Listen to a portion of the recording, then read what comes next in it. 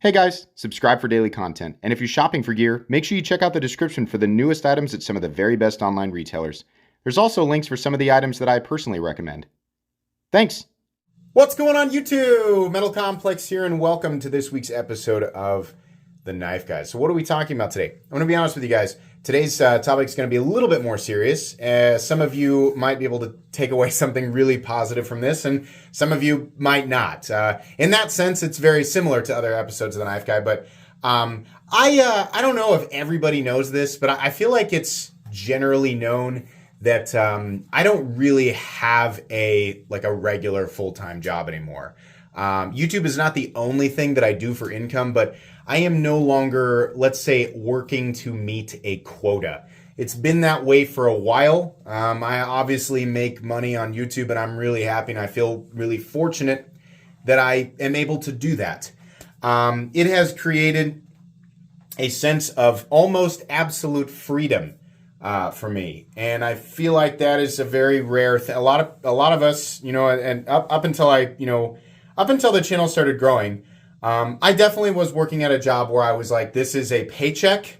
I am not passionate about what I do. I am able to do it, and I am able to make money from it. And so that is the thing that I do, right? That's most people. Like, the vast majority of people work that way. And, it mostly sucks. It was something that I thought, like most people, I thought, gosh, if I ever found even the tiniest opportunity to get away from this, I would take it, right? You sit there and you have fantasies about winning the lottery, right? Maybe you just fantasies about quitting and, telling your boss to shove it, right? Yeah, I get that. There are jobs that I have worked at that I very much loved. And I'll say this, when I was a car salesman, I loved being a car salesman. Not all of it was great, but the people I worked with were great. I had multiple bosses, and I liked them. And for the most part, we got along, right? But the full-time job that I had before YouTube, it was a larger paycheck, and it was much more miserable. And I hated it. I hated sitting behind a desk and grinding for somebody that I didn't really respect. And I hated working for a quota. Absolutely hated it.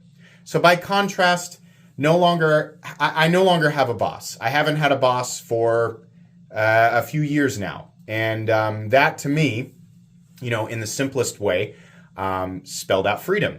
Obviously, I have responsibilities here with this YouTube channel, especially now that the following is so large. I still, do this because I love it. But I set a pace for myself, 2 uploads a day, and I said I'm going to stick to this pace. This is something that I'm going to do. So amidst other things that I do throughout the day, one of my responsibilities is making sure that I am creating content and putting honest and true effort into it. Keeping up with this pace to make sure that there is not a break in this flow of content. Not everybody knows that I do 2 uploads a day, but I do, and I don't miss it.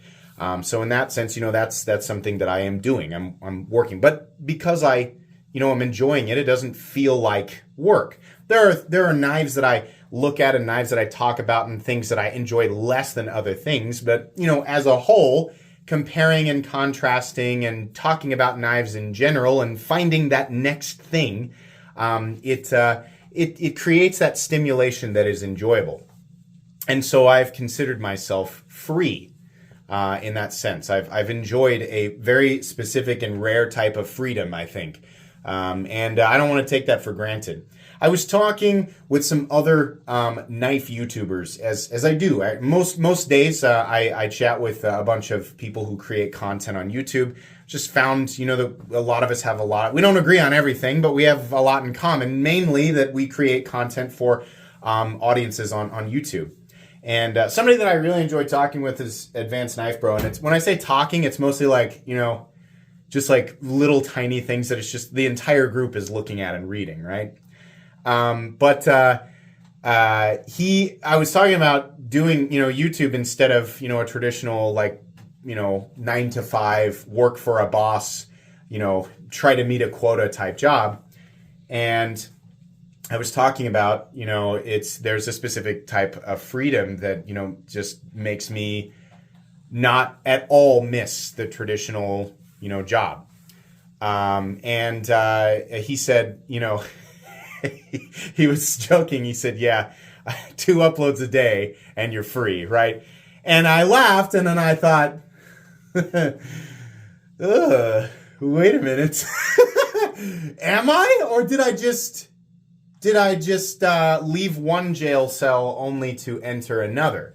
And I laughed about it. I knew he was joking, right? I mean, that's the thing. Like, can we ever truly consider ourselves, like, we're always tied to some responsibility, right? No matter what. I don't want to get too philosophical, because what it does is it draws out the weird kind of, and I don't want to dig into any weird wormholes here, okay? So just tone it down in the comments.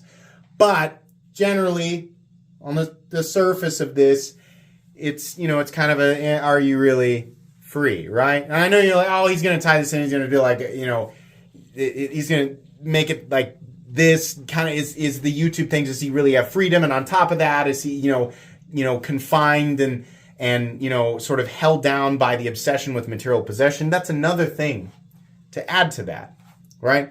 I'm in a unique experience. I'm in a unique position, or a semi-unique position, where I, don't have a boss, and I create my own quotas. I don't really have quotas. I'm just like, I just want to make sure I always have 2 uploads a day, right?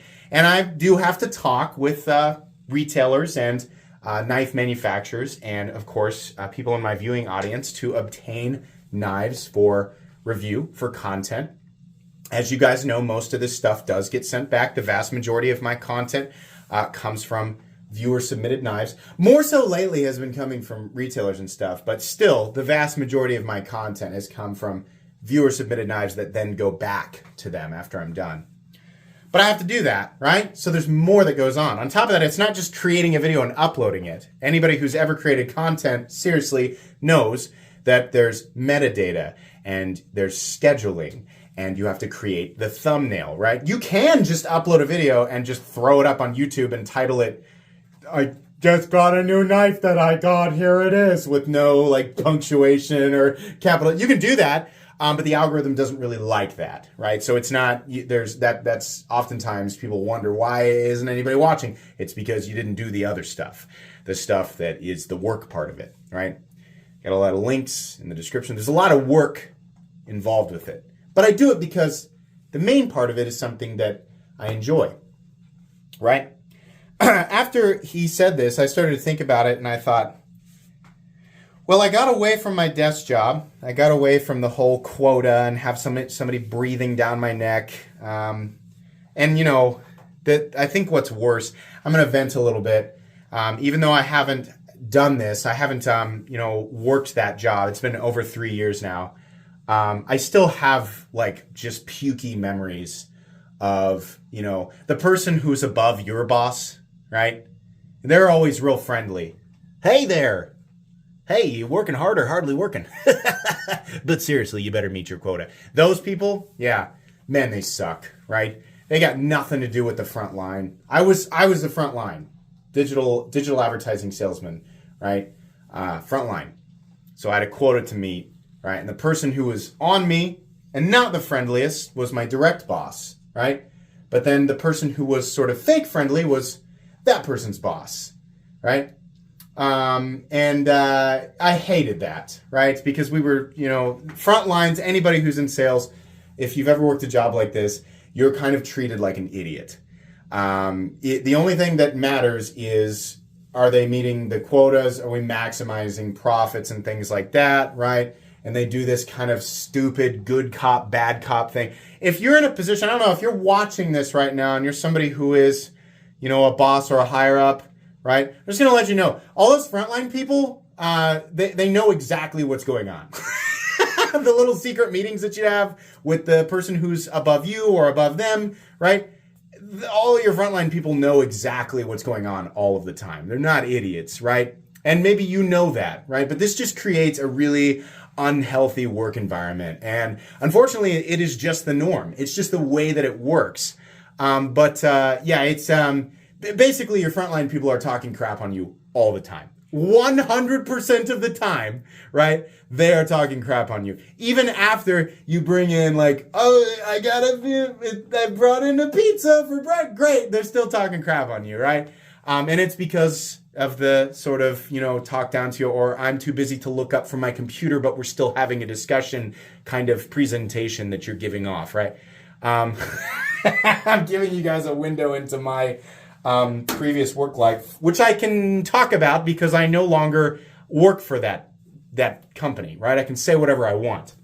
And I do feel good about that. It's empowering to be able to say, that can't affect me anymore. I can say what I want, right? But after Advanced Knife Pro said, creates 2 uploads a day, but I'm free, and he put that in quotes. And I thought about that. And I was like, man, I am aggressively hunting down stuff. I still collect. I still do this for me, right? I still do that part for me. There are knives that I want in my personal collection. And it's nice that a lot of that stuff is stuff I can make content out of, right? The Riot Exo, I've definitely been hunting this particular one with the, people ask me if those are factory inlays. Yes, this was a Crane's Cutlery exclusive. There were only 11 of these made. And I've been hunting that one for a while. After I found out that the Rotten Evo DLC variants were polished, I was like, I want that. And that'll make for fun content, right? It's nice that those things can go hand in hand. But I am also aggressively hunting things that I am not necessarily interested in for my own collection. It's not necessarily the itch that needs to be scratched. I'm hunting it because I feel like it's important to talk about it, right? I am interested to find out how it fits in to the grand scheme of, when we're considering value for materials, ergonomic lines, balance, all that stuff, right? I'm interested because I'm like, I want to see how many boxes this thing checks. But sometimes even the knives that check the most boxes, I'm like, this is amazing. It's a great value, right? Make an excellent economic EDC user. It's not necessarily a knife that I want in my own collection, right? So at that point, my interest in it is purely different.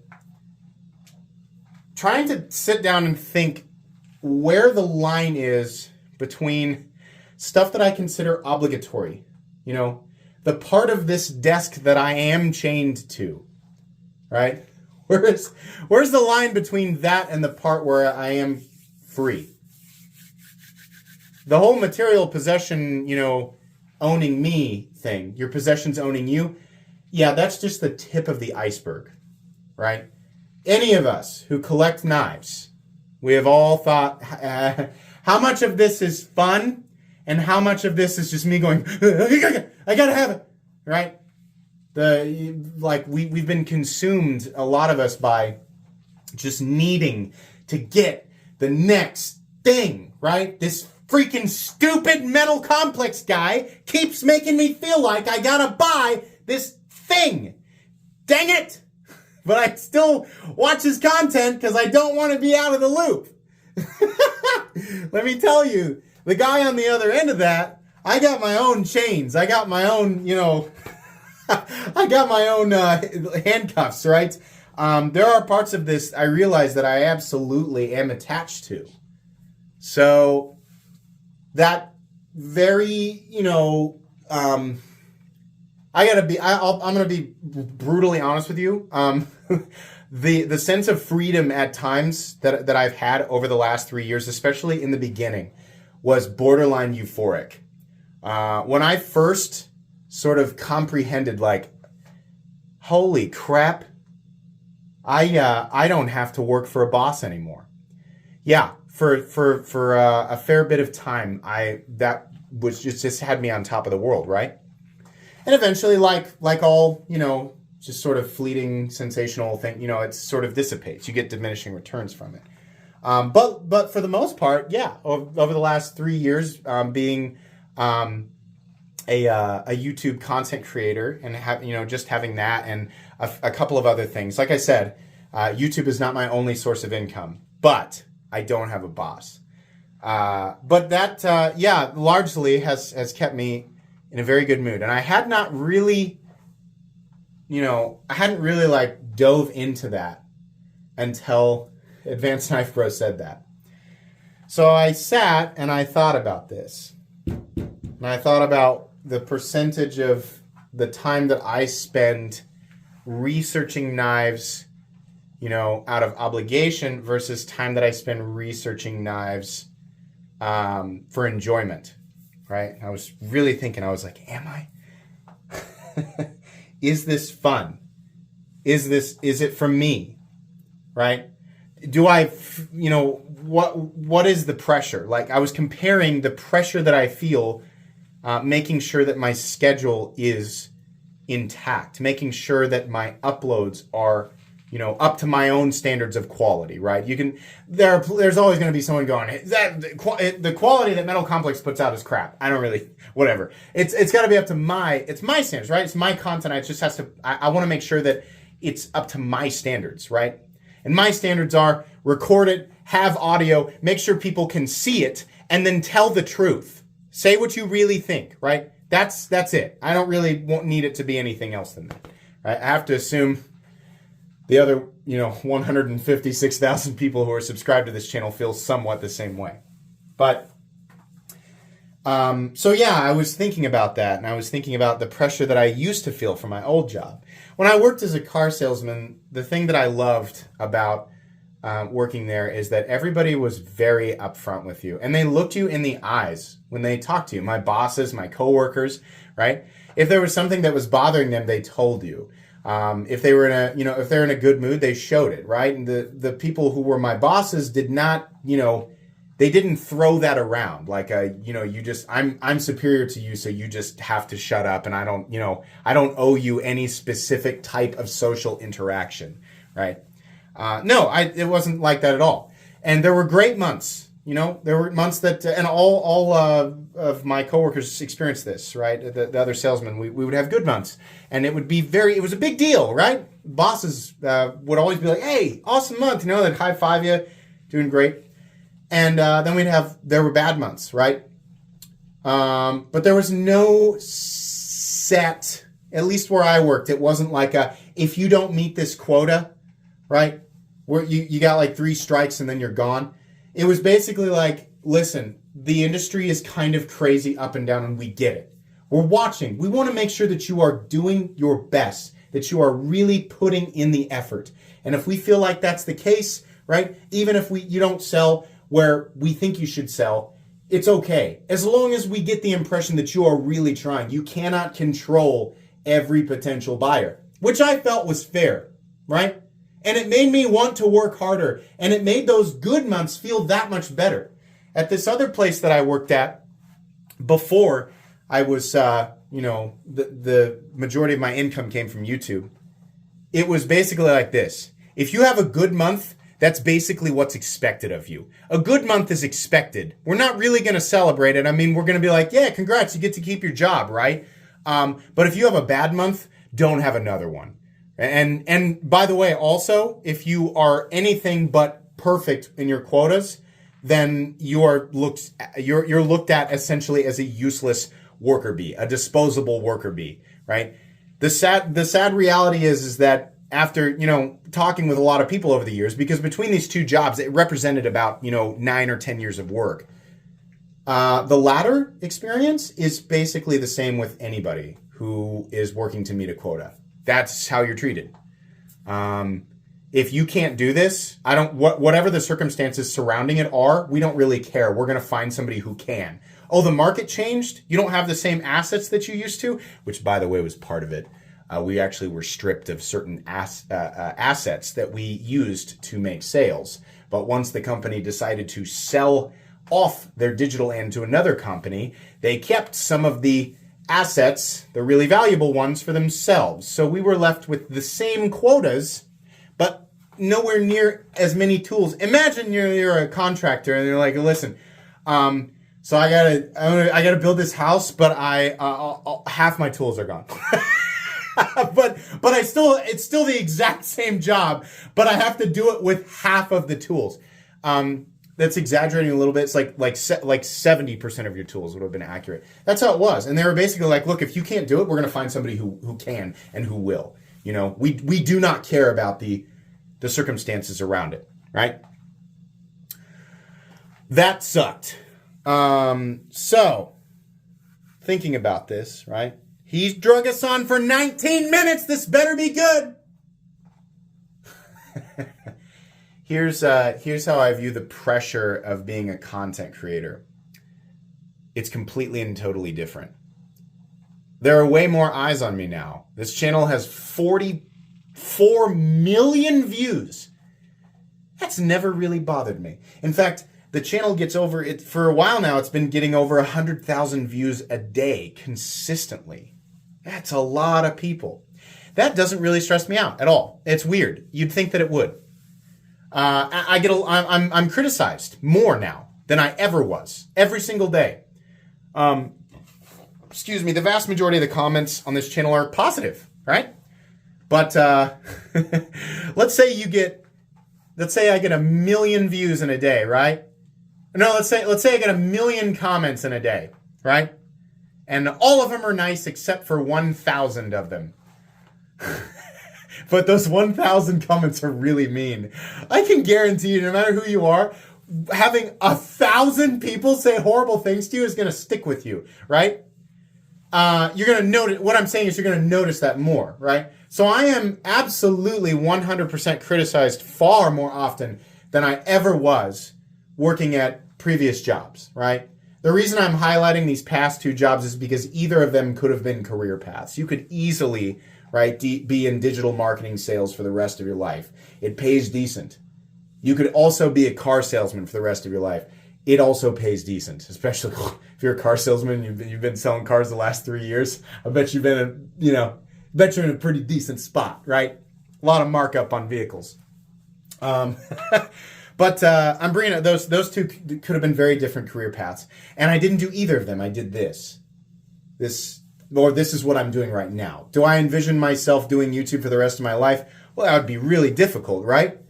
I don't think so. I very much doubt that that's possible, right? But I have other things. It's it's not my only option right now.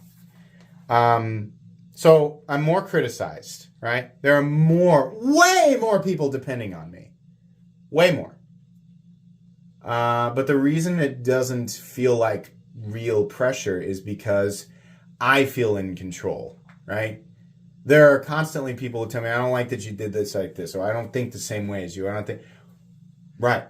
But I have no specific obligation to the retailers who supply me with knives, sometimes to the manufacturers who send me stuff, anybody, right? I have some relationships and I care about the people who watch my content, who send me knives. I do.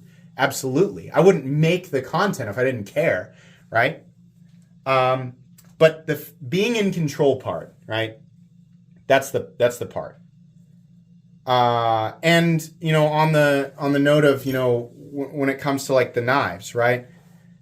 Now that this is like doing YouTube is a source of income, right? And there are certain things that are obligatory. Even if you enjoy most of it, there are certain things that are obligatory. If you set your pace, right? You just said Metal Complex, you have a pace, and you're feel obligated to continue that pace, right? There are certain topics you want to continue to cover in a specific way, right?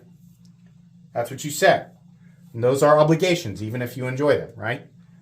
So, this thing that was once purely a hobby, that is now a combination hobby/job, right? That does come with very specific obligations, right? And you do have a responsibility to your audience, right? It's like you said, to be honest, to always be honest, right? So these are things that you are chained to, right? It's like kind of like what I said at the beginning, coming out of one jail cell and into another. The first jail cell was a jail cell that was locked. I was in there and it was padlocked and it was like, you're right there. It's not, I don't want to call it a jail cell. It's just like a room with a door on it, right? It's like you can come in here and you can be in here and it's pretty cozy, And there's a door and it shuts, right? But it also opens and you can just leave. You have that option, right? You can walk away, right? Yeah. The answer to this is do I feel like as a knife collector, right? As somebody who has a combination, hobby/job, does does it control you, or do I control it, right? Where am I at on that? The answer is that as long as I am still, enjoying the vast majority of it, it is, I do feel free, right? And it's important to conclude this at 25 minutes, no matter where you are in life, right? The way that I define being free is if you're happy with the majority of the things that you do and have in life, if they make you happy, right? If you feel like the things that you do and have control you and you're not getting an equal, at least amount of happiness out of it, right? There's not at least a perfect balance of obligation and happiness, then you are not free. I think that that's the case. And it sounds stupid. I'm just like, just make it so that you have the same happiness and you should just have freedom. I'm not saying that that's easily accessible to everybody, right? I'm saying this is how I look at it now. I do not think that complete and total freedom, like the kind of freedom, the financial freedom that you see on Instagram of like those guys and they got like sunglasses and nice shoes and they're hanging off the edge of a yacht, right? And they got like their Lamborghinis parked on the edge of their yacht with their helicopter and their gold Rolex and that, and it's just like financial freedom. Those guys are also not free. Those guys still like I would imagine the amount of, anxiety that comes from whatever it is that they do is on a completely and totally different level. Are they enjoying certain luxuries that the vast majority of us will never experience? Yes. But are they free? Technically, no. I don't think anybody, right? The most powerful, the most wealthy people on earth, I think, are the most confined in a lot of ways, right? Now, that's not to say, I don't want to make it sound like, you shouldn't aspire to be wealthy, right? Because money doesn't buy happiness. Well, it certainly can solve a lot of problems for people. So I'm not taking any specific stance on that. I'm saying I don't think it's possible for anybody to be completely and totally free, right? The important thing is that you enjoy what you do, right? Whether it's, you have if you're in a position where you have a job that is purely obligatory, it is not your passion, you're doing it for a paycheck, right? If outside of that, of this career path that you're stuck on, you have hobbies and interests that bring you enough joy to make it worth it, right? Or your social life, maybe your social circle is your hobby or whatever, right? Whatever you have, as long as there's a balance there, then you are, you're more free, right? But if you're completely and totally consumed by your career and it's all completely and totally obligatory and the things that you once enjoyed, like perhaps collecting pocket knives, if that now just feels like an obligation because it's like a sense of identity and you're just doing it to scratch this automatic itch and you're not getting any enjoyment out of it, then you are not free at all, right? So it's definitely, it goes without saying, but it's definitely mental. It's a mental thing, right? If you can find a way to continue to enjoy it. And it was a relief for me after thinking about this, for those people just now, like if this is the first thing that you've ever watched on my channel, I'm sure like, what the heck am I watching? It was a complete and total relief after thinking about this because the impact of what Advanced Knife Pro said was scary. I was like, wait a second. Am I not free? And after thinking about this and realizing that I still absolutely enjoy the vast majority of it, I still do most of this for me, right? Depending on who you are, that might sound selfish, but if you didn't know, I still do most of this for me. I still feel free and happy and very thankful that I get to do this. I genuinely enjoy knives. I genuinely enjoy being a knife enthusiast. I genuinely enjoy giving my opinion and talking about this stuff, right? And I feel like anybody who's been watching will be like, yeah, obviously you've got 180 episodes of just the knife guy, right? Obviously you like talking about it, but I do. And I had to soul search for a sec and think like, do I? Or has this just taken over me? Is this now just this robotic thing that I do, right? Like walk to watering hole, drink water, No, I do it because I enjoy it. Genuinely. And so I still have that happiness, right? There are things that have to be done. There are things that are obligations, but I enjoy the majority of those obligations, and I still enjoy the main essence. The main essence of this is still enjoyable to me, which is just the love of pocket knives. So this was all over the place today and weird. But I hope you got something from this. Like I said, some people might walk away from this, thinking, yeah, great. And others might be like, I don't know. But, it's something that I wanted to talk about. So anyways, I hope you enjoyed listening to this episode of The Knife Guy. Please make sure to follow me on Instagram at metal_complex. If you enjoyed this video, leave a like. If you'd like to check out my other content, I do, of course, have lots of videos of knives that are either expensive or inexpensive that I do or don't like, so check those out. And if you enjoy all my content, go ahead and click on that Metal Complex logo right there and subscribe, because there's definitely more coming. Thanks again for watching, everybody, and have a great day.